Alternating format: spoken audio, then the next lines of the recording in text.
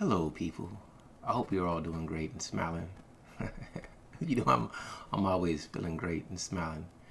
And of course, as always, I like onesies, especially when it's cold. Put a hoodie on, keep my head warm. I love that.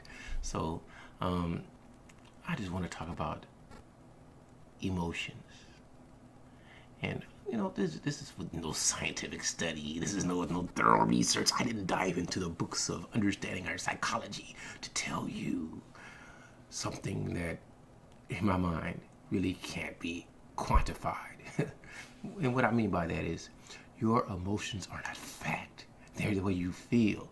And I can't tell you that you're right or wrong. And truthfully, we don't know how many other people are feeling just like you feel.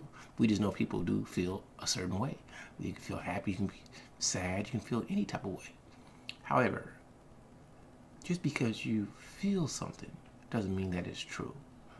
Now, the reason I say all this is you hear a lot of ladies, a lot of men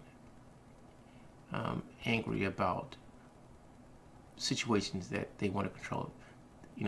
It doesn't happen the way they want it to happen. Sort of like, women saying, where are all the good men? And why are they choosing other ethnic groups, or other groups of people instead of the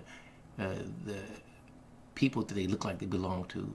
And you hear men saying, why did she choose me? Why did she go have babies with him? Now she wants me? No. That's hilarious to me. Come on now.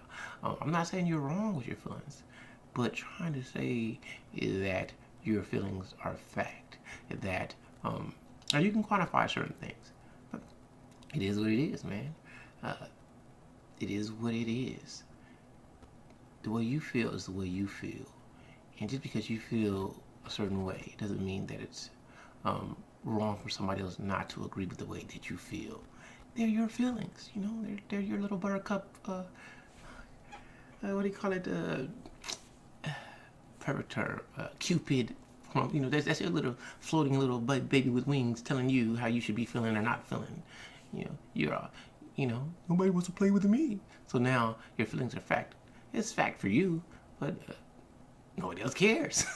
Now I know you want an empathetic ear. You want somebody to sympathize with your plight. You want to put it out there in the universe that, man, you should be angry too. How can you not be angry? Well, because this is the truth. Some stuff just doesn't bother other people.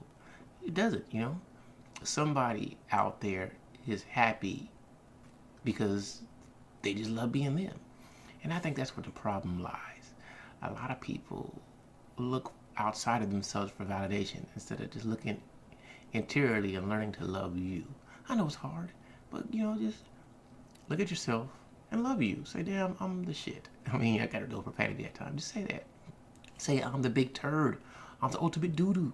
If that's negative, just say I'm the big gold bullion. Say I'm the big gold bar. Or say I'm the Intel processor. I'm the one you gotta buy. There you go. You start thinking positive of yourself. I'm the Lamborghini, baby. Come try this. Start thinking stuff like that, man. It'll change your perspective. It will get you out of that rut. It will get you out of trying to quantify your emotions, be they negative or positive. Because truthfully, who cares, man? Just be happy. Is that hard for you? I think it is. I think it is. Listen, I could tell somebody, hey, you drop some trash. And then somebody else would say, oh, thanks. That's great for you. Let me know. I'm sorry I did that. Somebody else would say, why are you bringing negative thoughts? Hey, how can you quantify that? It's the way you feel. It's not right or wrong. It's just the way you feel. Somebody else may agree with the first person saying, hey, thanks for telling me that. The second person, somebody else may agree with it and say, man, why are you telling them something negative? Why are you picking up yourself? It is what it is. They can't be quantified. They can't be erected inside some box and said, this is the dimensions of your feelings. Your feelings feel like this. It doesn't really make a lot of sense. I'm always amazed that so many people hang on to their anger. Really, I get it. That maybe that's your motivation. Maybe that's what's going to make you feel like an important being in the universe. Maybe that's what's going to make you feel desire to achieve a goal. I know how you people, well, I don't know. I know how some people, I'm assuming I know how some people feel.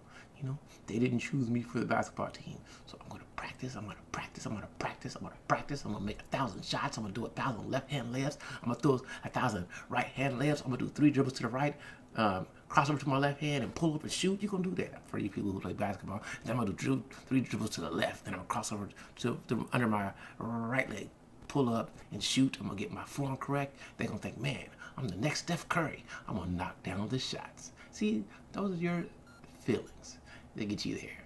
And somebody else didn't pick, they'll be like, okay, I'm going to a different sport. Somebody else is going to say, you didn't pick me, I'm going to make you pick me. They're going to have that Michael Jordan, Kobe Bryant, you said the wrong thing to me, and now I'm about to teach you syndrome.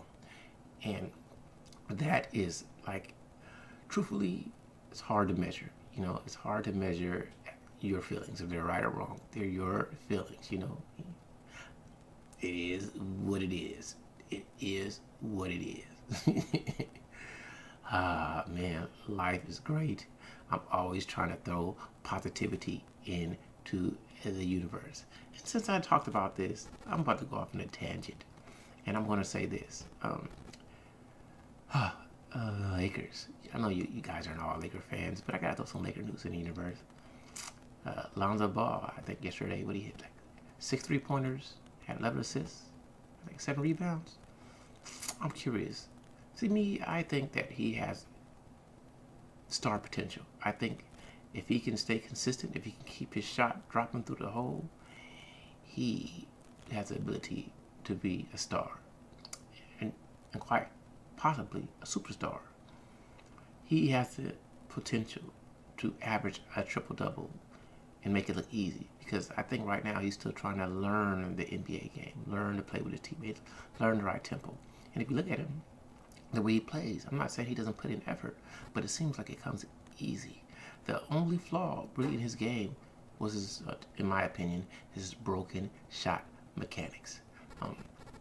Because of the way that he shot, it seems like it was or it is easy for defenders to read when his shot is going, and it made it easier for them to defend him.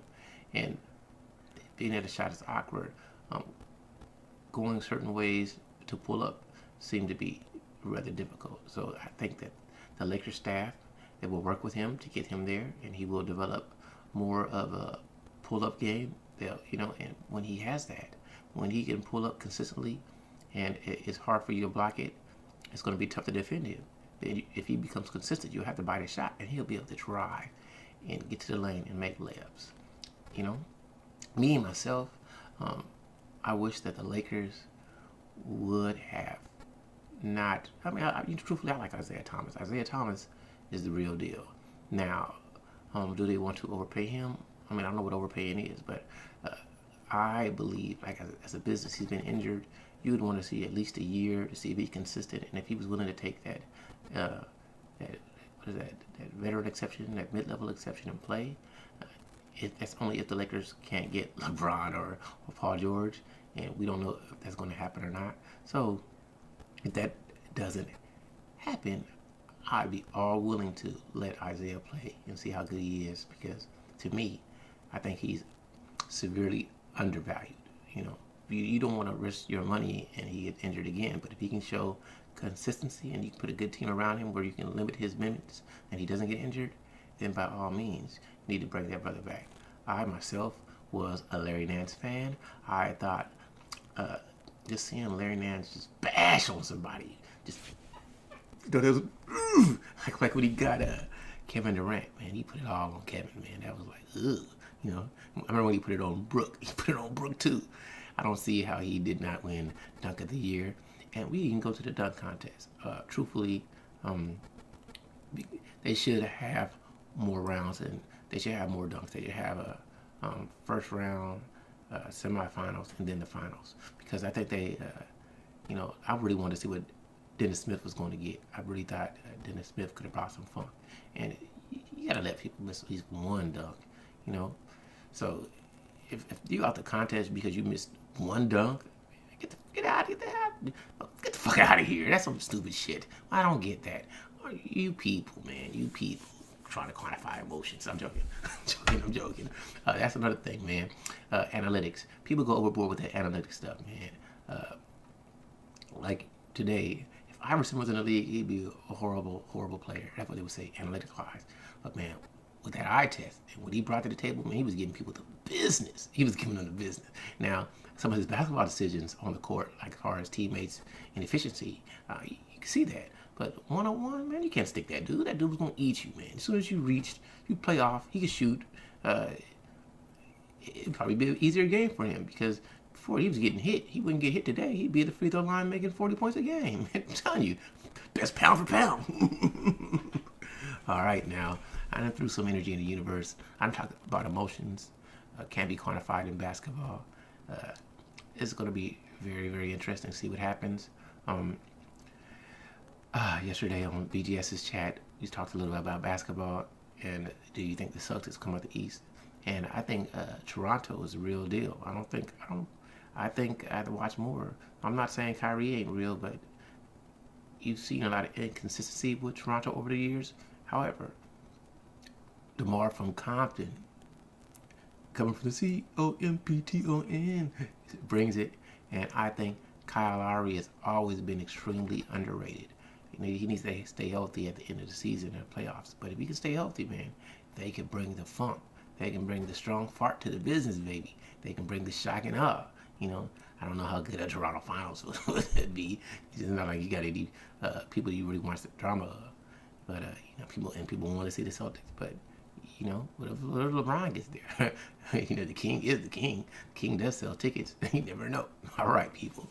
I'm done with my nonsense. Hopefully you find it entertaining. If you don't, it's all good. Maybe I'll get it done down. I think I'm going to try to become more consistent and throw more of this nonsense out there for you people. I mean, you people like it's other than me. That's what it is. For people. For people. All right, take care.